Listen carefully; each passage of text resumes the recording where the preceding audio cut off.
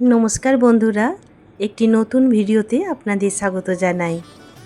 আজকে কই মাছের একটি রেসিপি করব।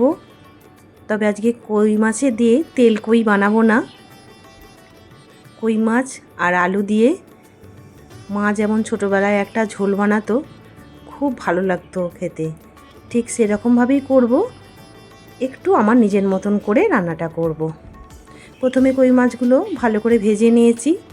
তারপর ওই মাছ ভাজা তেলেই একটু পাঁচফোড়ন দিয়ে দিলাম, কুচনো পেঁয়াজ আর সামান্য একটু ক্যাপসিকাম কুচিয়ে দিয়ে ভালো করে ভেজে নেব। ক্যাপসিকামটা একটু ভালো করে ভাজতে হবে আর পেঁয়াজটাও তার সঙ্গে ভেজে নেব। আর আলু একটু লম্বা লম্বা করে কেটে রেখেছিলাম, আলুটা ভালো করে ভেজে নেব। এই তরকারিটা হলে এক তরকারিটা দিয়েই ভাত খাওয়া হয়ে যাবে। আলু, ক্যাপসিকাম, পেঁয়াজ দেখুন লাল লাল করে ভেজে নিয়েছি। এবার মশলাটা দিয়ে দেব। মশলার মধ্যে আছে আদা, জিরে, একটা ছোট টমেটো, দুটো কাঁচা লঙ্কা আর একটু কালো জিরে। আপনারা যেমন ঝাল খাবেন তেমন দেবেন। আমরা একটু ঝাল কম খাই, তাই দুটো কাঁচা লঙ্কা দিয়েছি।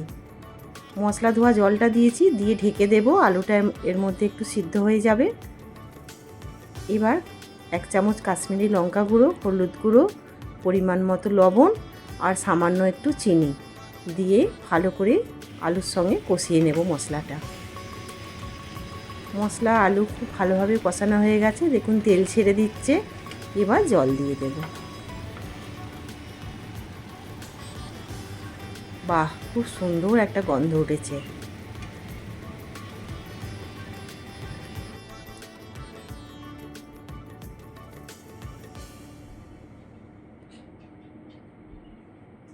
একটু ঝোল ঝোল হবে। এবার ঢেকে আলুটা সিদ্ধ হতে দেব।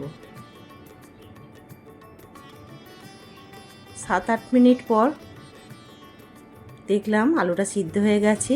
এবার মাছগুলো দিয়ে ভালোভাবে ফুটিয়ে নেব। এইভাবে একবার অন্তত বানিয়ে দেখবেন, ভালো লাগবে।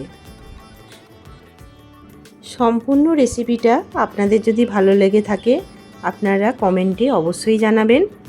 আপনারা ভালো থাকবেন, সুস্থ থাকবেন আর আগামী দিনগুলো খুব আনন্দের সঙ্গে কাটাবেন। নমস্কার।